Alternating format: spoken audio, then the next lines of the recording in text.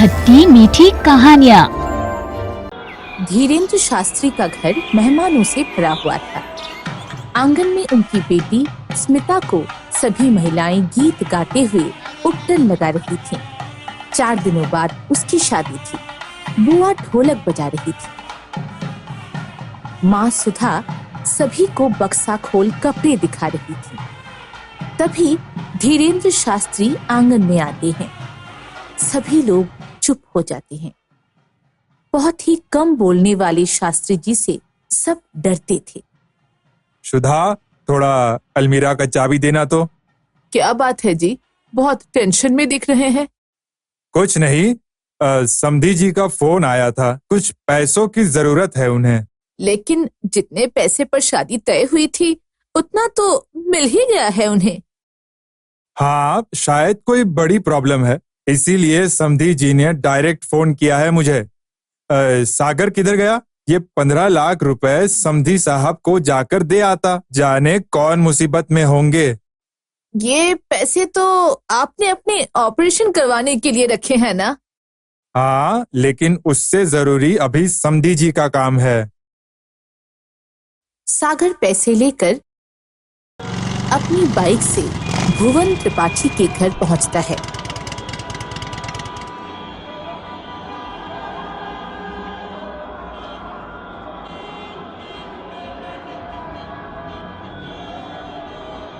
वहां उसे रिया मिलती है। क्या बात है, हमारे मकान को यूं घूर घूर के क्यों देख रहे हो? वो मैं भुवन त्रिपाठी का घर खोज रहा था। लोकेशन तो यही का मिला था हमें। क्यों, क्या काम है? उनसे क्यों मिलना है तुम्हें? और इतना बड़ा बोर्ड लगा हुआ है त्रिपाठी जी का, तुम्हें दिखाई नहीं देता क्या? नेम प्लेट दिखाने के लिए धन्यवाद। चलो अब हटो, हमें त्रिपाठी जी से मिलना है, कुछ काम है। अरे रे रे रे, ऐसे कैसे घुसे जा रहे हो? पहले अपना नाम बताओ, क्या काम है बताओ, तब जाकर तुम्हें परमिशन मिलेगा। देखो, हमें त्रिपाठी जी से मिलना बहुत जरूरी है। उन्हें कुछ इम्पोर्टेंट चीज देना है, इसीलिए उनको बुला दो या फिर हमें अंदर जाने दो। पूरा इन्फॉर्मेशन दिए बिना अंदर जाना मना है। लाओ वो थैला, मैं दे दूंगी। अरे रे रे रे, ऐसे कैसे थैला दे दूं? चलो हटो, जाने दो, मुझे और भी काम है। तुम्हारे जैसा मोहल्ले में घूम घूम कर इंक्वायरी नहीं करना कि किसके घर कौन जा रहा है। दोनों का हल्ला सुन भुवन त्रिपाठी घर से निकलते हैं। अरे कौन है रिया, किससे बात कर रही हो? पता नहीं, कोई मिस्टर एक्स आपसे मिलना चाहता है। लो बात कर लो, यही है मिस्टर भुवन त्रिपाठी। नमस्ते अंकल, मेरा नाम सागर है। मैं चंदनपुर के धीरेन्द्र शास्त्री का बेटा हूँ। उन्होंने मुझे आपको ये थैला देने के लिए कहा है, लेकिन ये बदतमीज लड़की आपसे मुझे मिलने ही नहीं दे रही इतनी देर से। अरे आओ बेटा, अंदर आओ। ये मेरी बेटी रिया है, थोड़ा नटखट है। अगले साल इसकी भी शादी है। अंदर जाकर सागर त्रिपाठी जी को पैसों से भरा थैला दे देता है। फिर चाय नाश्ता करके वहां से निकल जाता है। 4 दिन बाद स्मिता की शादी मन से हो जाती है। जिस आंगन में वो खेली बढ़ी, आज उसी आंगन से वो विदा हो रही थी। माँ, अभी अभी तो मैं बड़ी हुई थी, मैंने तो कभी तुझे तंग भी नहीं किया। कुछ दिन और रहने देती, इतनी जल्दी विदा करने की क्या जरूरत थी? जा बेटी जा, का विधान है, बेटी को 2-2 घर संभालना होता है।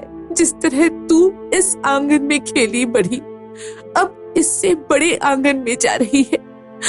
वहां तुम्हें नए नए कई रिश्ते मिलेंगे। उन रिश्तों को संभालने की जिम्मेदारी अब तुम्हारे कंधे पर है। इस आंगन की तरह उस आंगन को भी हरा भरा रखना। पापा, अपनी सेहत का ख्याल रखना, दवा टाइम टाइम पर लेते रहना और मौका निकालकर हमें देखने भी आते रहना। बेटी, तुम इस आंगन से उस आंगन में जा रही हो।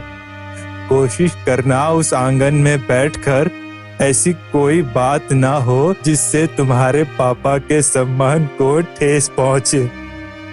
स्मिता आखिरी बार उस आंगन को देखती है जहां उसने बचपन से जवानी तक का समय बिताया था। विदा होकर वो मन के घर पर पहुंचती है। रास्ते भर पापा के कहे वो अंतिम शब्द उसके कानों में गूंज रहे थे कि पापा के सम्मान को कभी ठेस न पहुंचने देना। मन के घर के अंदर दाखिल होने पर सबसे पहले आंगन को प्रणाम करती है।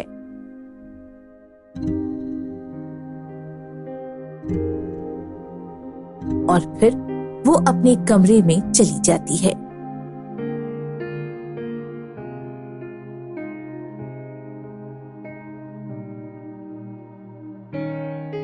भाभी, मैं आपकी छोटी ननद रिया हूँ। आज से आपको जो भी काम हो ना, आप हमें कहना, मैं फट से कर दूंगी। ठीक है बाबा, तुम्हें ही याद करेगी। पहले कोई काम तो हो। अभी कोई काम नहीं है। भाभी दूर से थक कर आई है, उसे आराम करने दे। माँ, मैं भी तो कल रात सोया नहीं, मुझे भी नींद आ रही है, लेकिन मेरे लिए तो कोई नहीं सोच रहा। ठीक है बाबा, तू छत के ऊपर वाले कमरे में जाकर सो जा। वहाँ तुझे कोई तंग नहीं करेगा। अच्छा, नई बहू के लिए एसी वाला रूम और मुझे ऊपर तपते धूप वाले रूम में भेजेंगी। बहुत नाइंसाफी है। ठीक है, अब ज्यादा इमोशनल ब्लैकमेल मत करो। चलो निकलो यहाँ से और सीधे छत के ऊपर जाओ।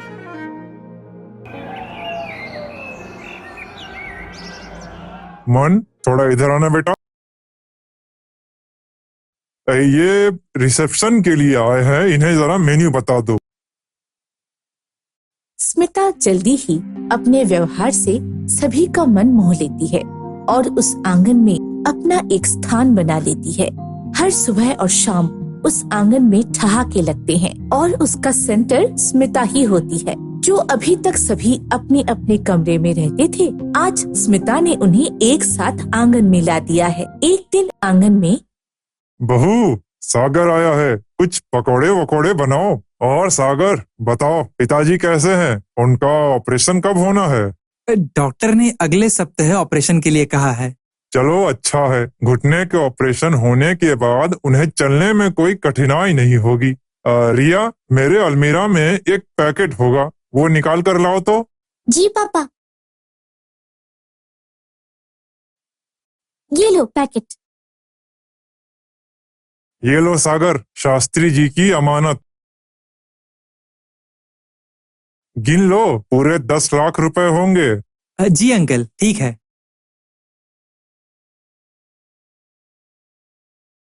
और बाकी 5 लाख रुपए के लिए मैं पापा को क्या बोलूंगा? मतलब तुमने तो मुझे 10 लाख रुपए ही ला कर दिए थे। वैसे 5 लाख की जरूरत है तो कहो, मैं दे देता हूँ। 2-3 दिन में इंतजाम करके दे दूंगा। लेकिन अंकल, मैंने तो आपको 15 लाख रुपए ही दिए थे। अरे, तुम्हारे जाने के बाद मैंने पिताजी के सामने खुद गिने थे, 10 लाख रुपए ही थे, तो और 5 लाख गए कहाँ? झूठे कहीं के। मैं झूठ नहीं बोल रहा। 1 मिनट, मैं फोन पर स्पीकर ऑन करके पापा से पूछवा देता हूँ। दिए तो 15 लाख रुपए ही थे, लेकिन अगर त्रिपाठी जी 10 लाख रुपए बोल रहे हैं तो वही लेकर चले आओ। सागर के जाने के बाद रिया उसको चोर, उचक्का, मक्कार, न जाने क्या क्या कहती है। उस आंगन में ही बैठी हुई स्मिता को अपने भाई के बारे में कही गई ये बात अच्छी नहीं लगती और वो रिया को ये सब कहने से मना करती है। इसी बात पर दोनों में तू मैं होते होते तकरार इतनी बढ़ जाती है कि दोनों एक दूसरे से बोलचाल बंद कर देते हैं। समय बीतता है और रिया की शादी ठीक हो जाती है। शादी के बाद रिया अपने ससुराल चली जाती है। इधर एक दिन पता चलता है कि सागर ने अपनी गर्लफ्रेंड को वो 5 लाख रुपए दिए थे जो उसे त्रिपाठी जी को देना था। धीरेन्द्र शास्त्री और सुधा दोनों आज स्मिता के यहाँ आए हुए थे और उसी आंगन में बैठे थे। त्रिपाठी जी, मैं एक बार फिर से सागर की करतूत के लिए आपसे माफी मांगता हूँ। शास्त्री जी, इसमें आपका क्या दोष है? जवान लड़का है, इस तरह के भूल तो अक्सर इस एज में होते ही रहते हैं। ये तो समधी जी का बड़प्पन है जो इन बातों को वो समझे। तभी संयोग से रिया आ जाती है।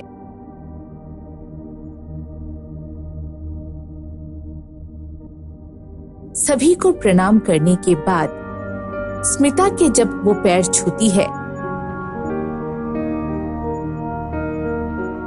तो स्मिता रिया को गले लगाकर फफक कर रोने लगती है। मुझे माफ कर दो बहन, मैंने अपने भाई के कारण तुम्हें भला बुरा कहा। नहीं भाभी, सारी गलती मेरी थी। मुझे तुम्हारे सामने सागर की बुराई नहीं करनी चाहिए थी। आज मेरे मन भैया को वहाँ कोई कुछ बोलता है तो मुझे एहसास होता है कि तुम्हें कैसा लगता होगा। मुझे माफ कर दो भाभी, मैंने तुमसे मुंह लड़ाया। मुझसे बात करना बंद मत करना। चल, अब हम कितना रुलाएगी? आंगन में बैठे लोग भी रो देंगे। आज महीनों बाद फिर से मेरे आंगन की रौनक लौट आई है। हे भगवान, इसी तरह मेरे आंगन में खुशियां बिखेरते रहना।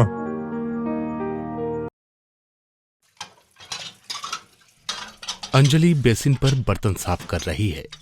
इतने में एक बर्तन उसके हाथ से गिर जाता है और जमीन से टकराकर टूट जाता है।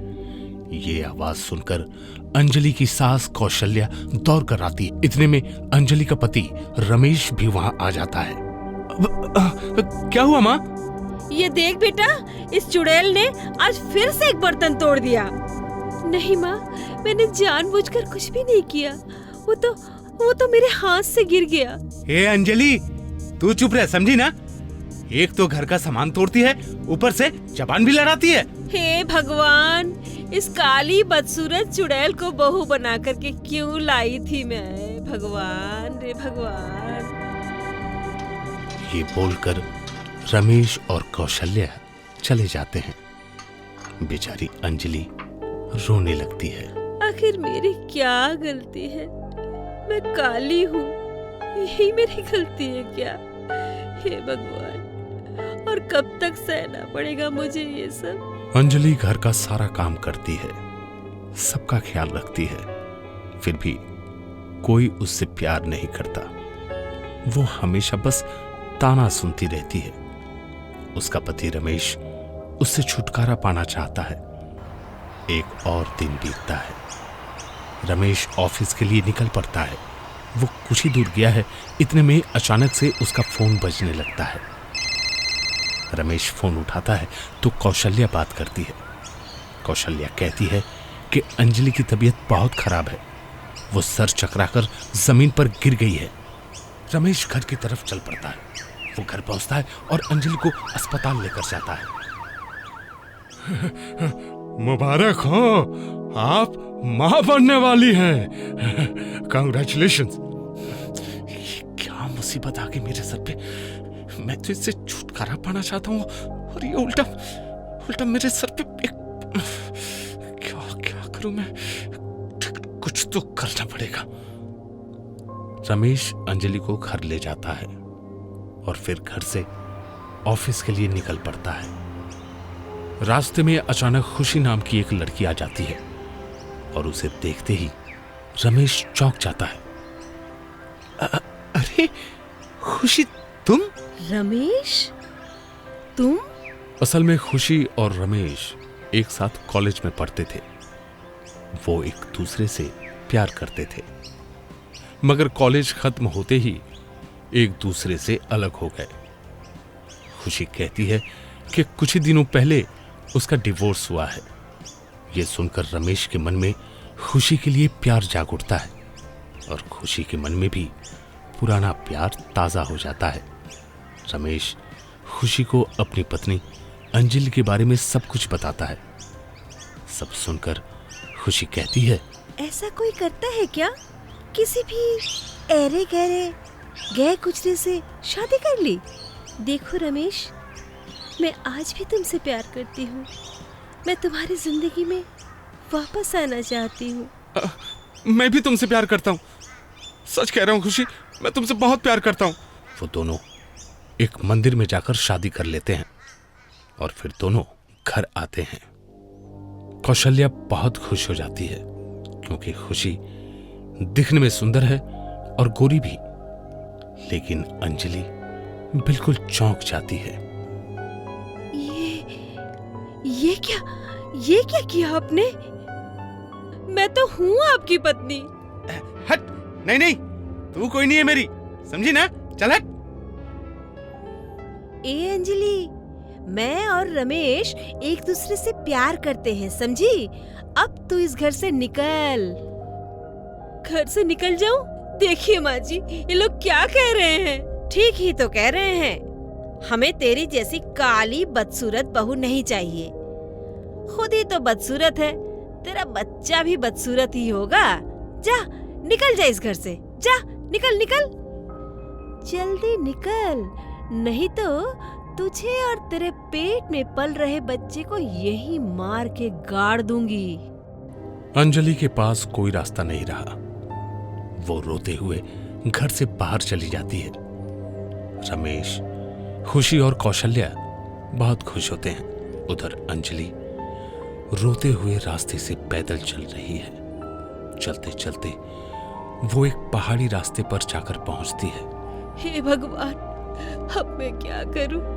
इस दुनिया में मेरा कोई नहीं रहा। मैं अब जी के क्या करूंगी भगवान? मैं अब जी के क्या करूंगी? ये बोलकर अंजलि पहाड़ी रास्ते से नीचे की तरफ देखती है। उसे गहरी खाई दिखाई देती है। हे भगवान, मुझे शक्ति दीजिए। मैं आपके पास आ रही हूँ। ये बोलकर अंजलि कूद पड़ती है। वो गिरती रहती है, मगर भगवान ने शायद कुछ और ही सोच रखा था। अंजलि एक सूखे घास के ढेर के ऊपर गिरती है और वो बच जाती है। उसके पास ही एक बूढ़े आदमी का घर है। अंजलि के गिरने की आवाज से वो आदमी बाहर आते हैं और अंजलि को देखते हैं। अरे क्या हुआ बेटी? कौन हो तुम? यहाँ क्या कर रही हो? अंजलि उस आदमी को सब कुछ खोलकर बताती है। सब कुछ सुनकर उनकी आंखें नम हो जाती हैं। तुम्हारे साथ तो बहुत गलत हुआ बेटी, बहुत गलत।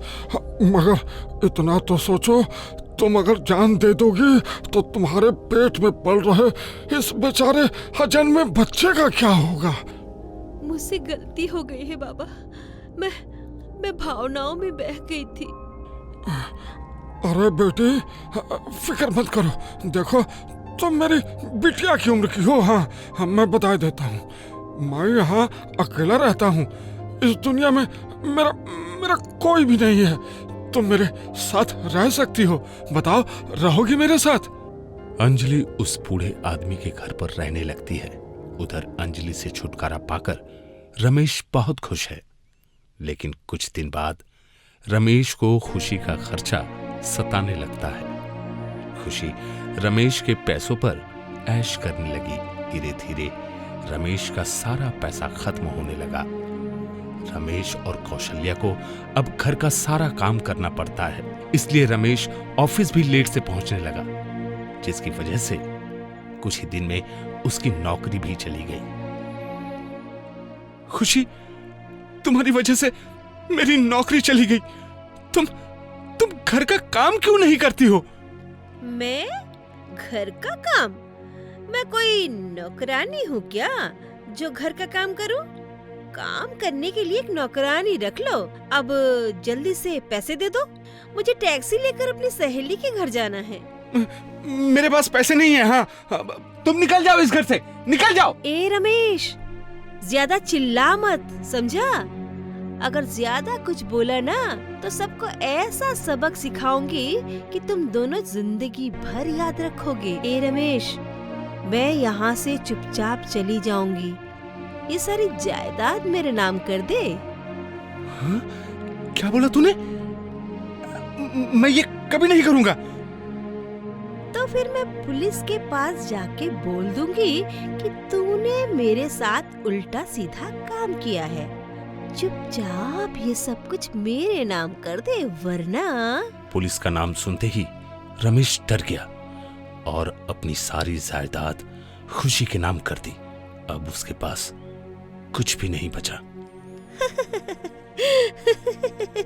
इसी दिन का तो मुझे इंतजार था। अब तू तेरी माँ को लेकर मेरे घर से निकल जा। रमेश और कौशल्या अपने ही घर से निकल गए और अब रास्तों पर भटकने लगे। उधर अंजलि को बेटा हुआ और बूढ़े आदमी की तबीयत खराब होने की वजह से कुछ ही दिनों में उनका देहांत हो गया। उसके बाद अंजलि दिन भर जी तोड़ मेहनत करती रहती और अपने बेटे को पढ़ाती रहती। 25 साल यूं ही बीत गए। अंजलि का बेटा अंकुश अब सरकारी अफसर बन चुका था। अंजलि और अंकुश अब एक बड़े से महल में रहते और लंबी लंबी गाड़ियों में घुमा करते। एक दिन अंकुश अपनी गाड़ी में बैठकर ऑफिस जा रहा है। गाड़ी एक सिग्नल पर आकर रुकती है। इतने में एक बूढ़ा भिखारी गाड़ी के पास आता है और कुछ खाने के लिए मांगता है। दाढ़ी होने की वजह से उसका मुंह ठीक से दिखाई नहीं दे रहा। अंकुश को उस भिखारी पर बहुत दया आती है और वो उस भिखारी को गाड़ी में बिठाकर घर ले आता है। ये किसको लेकर आया है बेटा? इनको खाना दो मां, ये बेचारे कई दिनों के भूखे हैं। अचानक से वो भिखारी अंजलि का पांव पकड़कर रोने लगा और बार बार अंजलि को नाम से पुकारने लगा। आवाज सुनते ही अंजलि समझ गई कि ये कौन है। ये और कोई नहीं, रमेश यानी अंजलि का पति अंकुश के पिता हैं। आप, कितने दिनों बाद आपको देख रही हूँ। आपका ये हाल कैसे हुआ? रमेश ने सब कुछ बताया। ये भी बताया कि रास्ते में खाना न मिलने के कारण उसकी मां कौशल्या मर गई। ये सुनकर अंजलि को भी बहुत बुरा लगा। रमेश ने अंजलि से माफी मांगी। मुझे माफ कर दो अंजलि, मुझे माफ कर दो। मैं तुम्हारा गुनहगार हूँ, मुझसे गलती हुई, मुझे माफ कर दो। कोई बात नहीं जी, गलती तो सबसे होती है। आपको अपनी गलतियों का एहसास है, यही बहुत है। आइए, आपको बहुत भूख लगी होगी। अंजलि ने रमेश को खाना खिलाया। नहाकर साफ सुथरा हुआ।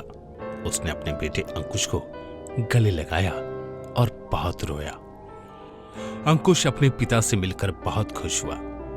कुछ दिनों बाद अंकुश ने खुशी के ऊपर केस कर दिया और खुशी को जेल हो गई। रमेश और अंजलि फिर से एक साथ हो गए और उनको सब कुछ मिल गया। वो शांति से बाकी जीवन बिताने लगे।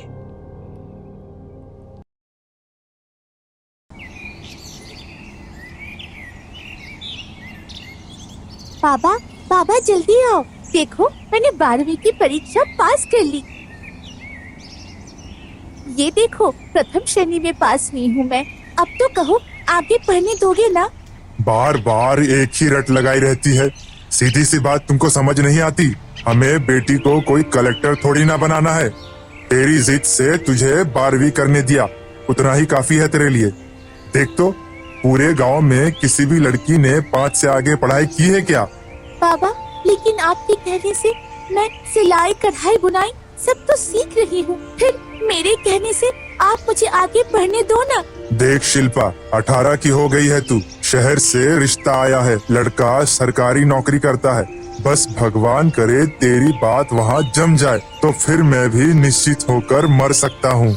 मैं तो तुम्हारे सर पर बोझ हूँ ना, जिसे उतार कर तुम चैन से रहना चाहते हो। ठीक है, मत पढ़ने दो, कर दो शादी, लेकिन मरने की बात मत करो। पगली है एकदम तू भी। अब बूढ़ा आदमी तो मरने की ही बात करेगा ना। बाबा की मर्जी के आगे शिल्पा की एक ना चली। उसका रिश्ता शहर में रहने वाले मनोज के संग हो गया था। लंबे घूंघट के साथ उसके फेरे हुए और ब्याह के बाद वो अपने ससुराल आ गई।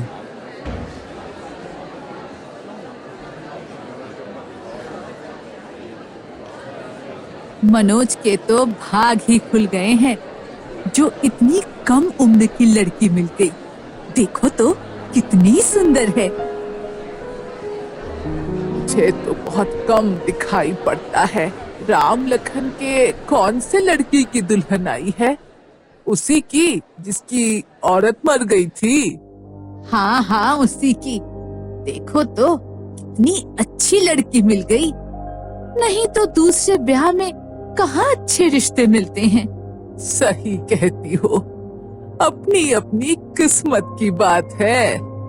घूंघट के अंदर शिल्पा सारी बातें सुन रही थी। क्या दूसरी शादी? ये लोग क्या बोल रहे हैं? कुछ देर बाद मोहल्ले की औरतें मुंह दिखाई करके चली जाती हैं और मनोज उसके कमरे में आ जाता है। मुंह दिखाई करने आई औरतें पता नहीं क्या क्या अनाप शनाप बोल रही थी। मेरा तो दिल ही थक से रह गया। क्या बात है, ठीक से बताओ, क्या हुआ है? वो बातें कर रही थी कि आपकी ये दूसरी शादी हुई है और पहली पत्नी मर चुकी है।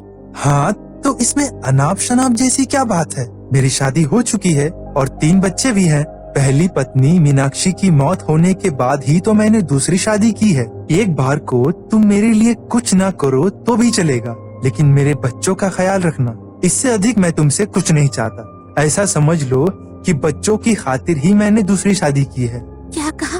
आप मुझे अपने बच्चों की आया बना कर लाए हो? अगर इतने ही सीधे सच्चे हैं आप तो झूठ बोलकर शादी क्यों की? आपको शादी से पहले सब कुछ बता देना चाहिए था। मैं किसी और की जगह नहीं ले सकती। मैं अपने बाबा के पास वापस जाना चाहती हूँ। देखो, तुम्हारे बाबा को सारी बातें पहले से ही पता है। मैं नहीं जानता उन्होंने तुमसे सच्चाई क्यों छिपाई, लेकिन किसी को भी धोखा देना मेरी आदत नहीं है।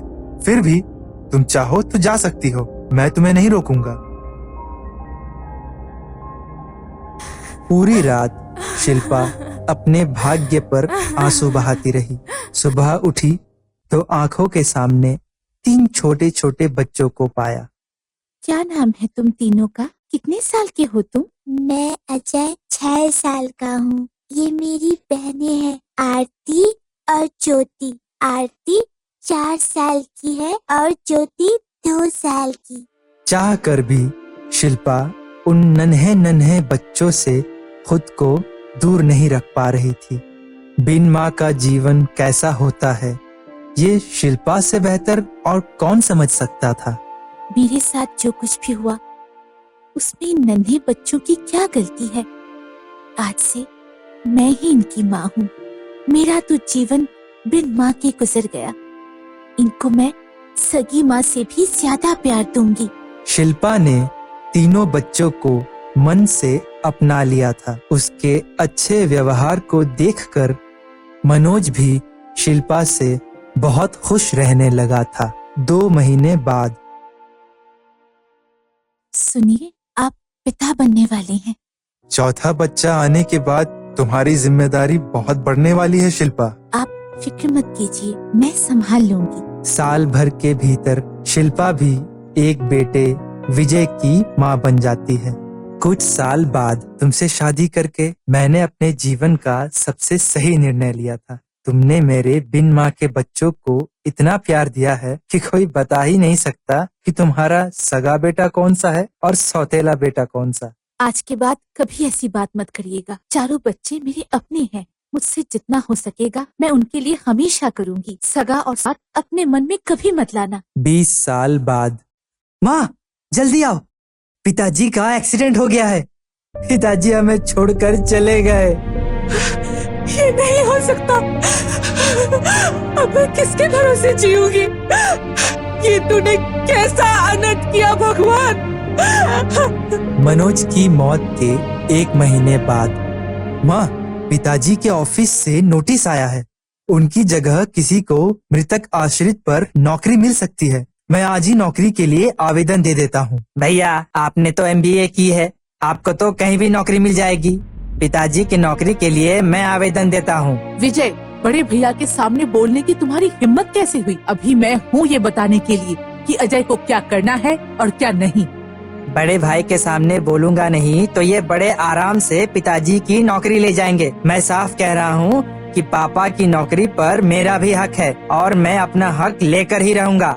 दोनों भाई सारी शर्म लिहाज छोड़कर नौकरी पाने के लिए आपस में झगड़ने लगते हैं।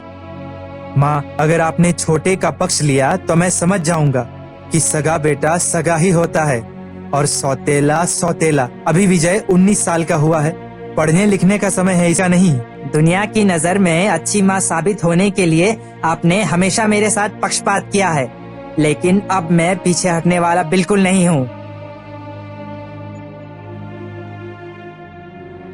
दोनों बेटों की बात सुनकर शिल्पा रात को अपने कमरे में बैठी आंसू बहा रही थी।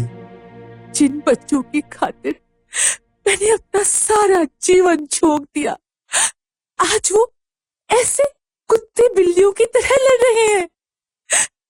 आप मुझे छोड़कर क्यों चले गए? देखिए, मेरा प्यारा सा बनाया हुआ घर आपके जाते ही ताश के पत्तों की तरह बिखर रहा है। मुझे कुछ ना कुछ करना ही होगा, नहीं तो इस घर के टुकड़े होने से कोई नहीं रोक पाएगा। अगले दिन आप कहाँ जा रही हैं माँ? मुझे कुछ जरूरी काम है। 2 दिन बाद घर पर एक चिट्ठी आती है।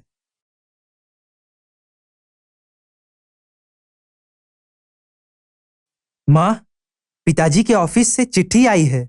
अच्छा, पढ़कर सुनाओ तो। इसमें लिखा है कि पिताजी की नौकरी आपको दी जाती है। ये क्या है माँ? तुमने बिल्कुल ठीक पढ़ा है बेटा। नौकरी मेरे पति की है, इसलिए उनके जाने के बाद इस पर सबसे पहला हक मेरा है। कानून तो यही कहता है ना। माँ, ये आपकी नौकरी करने की उम्र है क्या? आप घर पर आराम कीजिए, नौकरी मैं करूंगा। आपको क्या जरूरत है माँ इस उम्र में घर से बाहर निकलकर काम करने की? आप ये सब नहीं कर पाएंगी। अगर 18 की उम्र में मैं 4 बच्चे पाल सकती हूँ, तो 38 में नौकरी नहीं कर सकती? अभी इतनी भी बूढ़ी नहीं हुई हूँ जितना तुम समझ रहे हो। पूरे 22 साल नौकरी कर सकती हूँ। खुद को खोकर तुम चारों को पढ़ाया लिखाया संवारा है। कभी अपनी खुशी के बारे में नहीं सोचा मैंने। हमेशा तुम सबकी खुशी में ही अपनी खुशी ढूंढती रही। पिता के जाने के बाद तुम दोनों घर के मुखिया बनने के लिए आपस में झगड़ रहे हो। ये बात कैसे भूल गए कि तुम्हारी माँ अभी जिंदा है। अब इस घर की मुखिया मैं हूँ, इसलिए नौकरी भी मैं ही करूँगी। तुम्हारे हाथ में सब कुछ सौंप दिया तो तुम दाने दाने के लिए मोहताज कर दोगे। मुझे माफ कर दो माँ, आप सही कह रही हैं। पापा के बाद आपका ही हक पहले बनता है। न जाने ये ख्याल मेरे मन में क्यों नहीं आया। हाँ माँ, भैया सही कह रहे हैं। मैं अपनी ग्रेजुएशन पूरी करूंगा और पापा का सपना भी पूरा करूंगा। शॉर्टकट में नौकरी पाने का लालच में मैं भी भूल गया था कि पापा मुझे वकील बनाना चाहते थे। तुम दोनों को ही नौकरी करने का शौक है, ये बहुत अच्छी बात है। इसलिए दोनों मेहनत करो और अपने दम पर अपने पैरों पर खड़े होकर दिखाओ। जैसे पापा के समय ये घर चलता था, सब कुछ वैसा ही रहेगा। आपसे मैंने जो कुछ भी कहा, छोटा भाई समझकर मुझे माफ कर दीजिए भैया। माँ, आपके कारण आज हम दोनों में मतभेद होने से बच गया। अगर हम में से कोई एक भी नौकरी करता तो दूसरे के मन में द्वेष आना ही था। आज आपने माँ से पहले एक मुखिया होने की जिम्मेदारी निभाई है। हमें अपनी माँ पर गर्व है।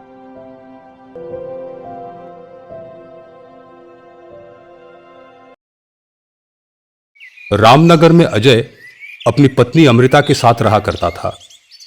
अजय और अमृता की शादी के कई साल तक कोई बच्चा नहीं था, जिसकी वजह से वो काफी परेशान रहा करती थी। लेकिन कई सालों बाद जैसे भगवान ने उसकी सुन ली। अमृता को एक सुंदर सा बेटा होता है, जिसका नाम वो लोग सोहन रखते हैं। एक दिन सोहन कहता है, मम्मी मुझे आज स्कूल नहीं जाना है। ठीक है, मत जाओ, और जब तक मन ना करे तब तक मत जाना, ठीक है? अमृता, इसको ऐसे बिगाड़ो मत, स्कूल जाना जरूरी है। अजी, ये मेरा बेटा है, जो इसकी मर्जी है ये वही करेगा। आप अपना काम करिए, आए बड़े मेरे बेटे को स्कूल भेजने वाले। ऐसे ही अमृता सोहन की छोटी छोटी और बड़ी से बड़ी हर इच्छा को पूरा करने में 1 मिनट भी नहीं लगाती थी। और ऐसे ही अब सोहन धीरे धीरे बड़ा होने लगा था, लेकिन उसकी मां अभी भी उसका छोटे बच्चे जैसा ख्याल रखती थी। अब हर रोज अमृता चाय बना के सोहन के पास ले जाती, तब तो सोहन सोकर उठता था। इस पर अजय एक दिन कहता है, और बिगाड़ो अपने बेटे को, अभी भी वक्त है, इसको इसका काम खुद करने दो, अब वो बड़ा हो गया है। अजी, आप तो रहने ही दो, मैं तो इसकी शादी के बाद भी इसका काम ऐसे ही किया करूंगी। भाग्यवान, इतना प्यार अच्छा नहीं, ज्यादा मीठे में कीड़े बहुत जल्दी पड़ जाते हैं। अभी भी वक्त है, संभल जाओ, कहीं कोई तुम्हें आईना दिखाने वाली ना आ जाए। ऐसे ही अमृता सोहन के सारे काम बहुत मन से और बहुत प्यार से किया करती थी। और देखते देखते अब सोहन की नौकरी दूसरे शहर में लग जाती है।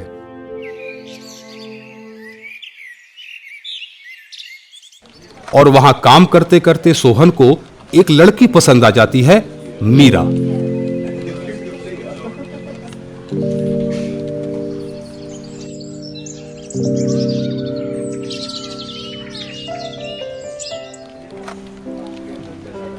और कुछ वक्त बाद सोहन मीरा से शादी करके अपने घर लेकर आ जाता है।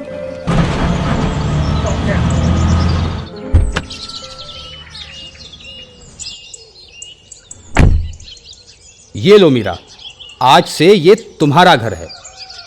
अरे वाह बेटे, हमारी बहू तो बहुत सुंदर है। आओ बेटी, आओ। क्या खाक सुंदर है? मेरे बेटे के सामने भला कोई लड़की सुंदर लग सकती है? मेरे बेटे को नजर ना लगे। आ बेटा, अंदर आ। क्या तुम भी ना? मीरा शादी करके आ जाती है, लेकिन उस शादी से अमृता कुछ खास खुश नहीं थी, क्योंकि अब ज्यादा से ज्यादा वक्त सोहन मीरा के साथ ही रहा करता था। लेकिन अमृता भी कम न थी। एक दिन सोहन ऑफिस जाने के लिए तैयार हो रहा था कि तभी अमृता चाय लेकर उसके कमरे में आ गई। वहीं मीरा बैठी हुई थी। अरे माँ जी, आप चाय क्यों ले आई? मैं तो आ ही रही थी, मैं बना देती ना। मेरे बेटे को मेरे हाथ की चाय पसंद है। पता नहीं तुम्हारे हाथों की चाय उसको पसंद आती या नहीं, इसीलिए मैं ही बनाकर ले आई। अरे माँ, तुम भी ना? अच्छा ठीक है। इतना कहकर मीरा अलमारी में से सोहन के कपड़े निकालने लगी जो वो ऑफिस पहनकर जाएगा। ये देखकर अमृता ने कहा, अरे बहू, ये क्या कर रही हो? माँ जी, उनके लिए कपड़े निकाल रही हूँ जो आज वो ऑफिस पहनकर जाएंगे। अरे नहीं नहीं, मेरा बेटा ये सब नहीं पहनता है, वो तो मेरी पसंद के ही कपड़े पहनता है।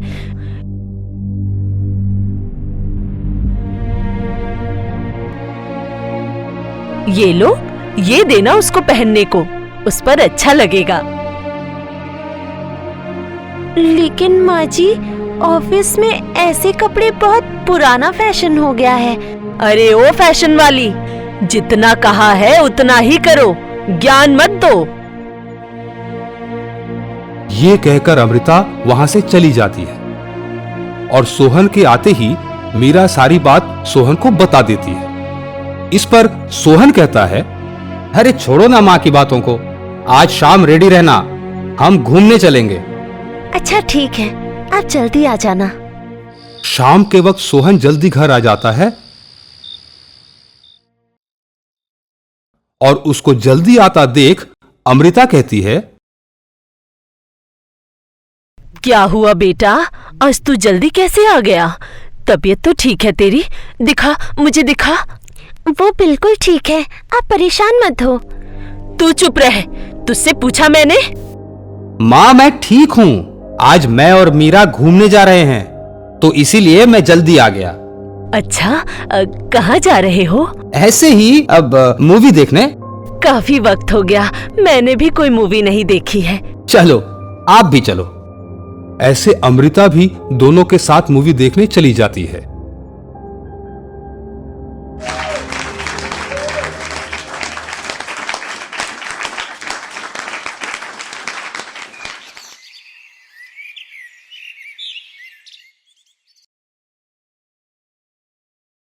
अब इस बात से मीरा काफी परेशान थी और ये सब अपनी मम्मी को फोन पर बताती है। तब उसकी मम्मी मीरा को एक आइडिया देती है और ये सब वो अपने ससुर को भी बता देती है। ठीक है बेटी, वैसे भी तुम्हारी सास को सबक सिखाना जरूरी है, वरना ऐसे वो समझने वाली नहीं है। जी पिताजी। अब अगले दिन से मीरा सुबह सुबह उठ चाय बनाकर सबसे पहले अपने ससुर को देने जाती है और ये देख अमृता कहती है, ये क्या कर रही हो? मैं पापा जी के लिए चाय लेकर आई हूँ। वो सिर्फ मेरे हाथ की चाय पीते हैं। जाओ, ले जाओ इसे। अरे नहीं नहीं बेटी, लाओ चाय दो। वैसे भी तुम इतने प्यार से जो बनाकर लाई हो। चाय देकर मीरा अजय को न्यूज़पेपर लाकर देती है और जब अजय बाहर जा रहा होता है तब कहती है, पापा जी, ये क्या पुराने जमाने के कपड़े पहनकर जा रहे हो? मैं आपको नए जमाने के कपड़े देती हूँ, अब वो पहनकर जाइए। ये क्या कह रही हो? उनकी उम्र में लोग ऐसे ही कपड़े पहनते हैं। क्या उम्र से तुम क्या कहना चाहती हो? मैं बूढ़ा हो गया हूं? लाओ बेटी, अपने नए जमाने के कपड़े दो, अब तो मैं वही पहन कर जाऊंगा। जिस तरह अजय मीरा के पसंद किए हुए कपड़े पहनकर मार्केट जाता है, ये सब देख अमृता को मीरा से नफरत सी हो जाती है। धीरे धीरे शाम हो जाती है। शाम के वक्त अजय और अमृता टहलने के लिए बाहर जा ही रहे थे कि तभी वहां मीरा आकर कहती है, पापा जी, घर का सारा काम हो गया, क्या मैं भी आप दोनों के साथ चलूं? क्यों जाना है? घर पर रहो, हमें कुछ जरूरी बात करनी है। वहां तुम्हारा कोई काम नहीं है। अरे चल बेटा, आजा। अजय अपने साथ मीरा को ले आता है और दोनों खूब बातें कर रहे होते हैं। ये देख अमृता से रहा नहीं जाता और वो मीरा से कहती है, तुम क्यों मेरी सौतन बनकर मेरे पति के साथ घूम रही हो? क्या चाहती हो तुम? मैं नहीं, आप मेरी सौतन बन चुकी हो। जो मुझे मेरे पति के लिए काम करना चाहिए वो आप करती हो। हम दोनों बाहर भी जाते हैं तो साथ चलने को कहती हो। मेरी सास ही मेरी सौतन बन बैठी है। मीरा की बात अमृता को समझ आ जाती है और वो मीरा से माफी मांगती। मुझे माफ कर दो बहू, बेटे के प्यार में मैं अंधी हो गई। मुझे भी माफ करना माँ जी, लेकिन और कोई तरीका नहीं था आपको समझाने का। इसके बाद मीरा और सोहन हंसी खुशी साथ रहने लग जाते हैं और अमृता भी अपनी गलती को समझकर खुद को बदल लेती है।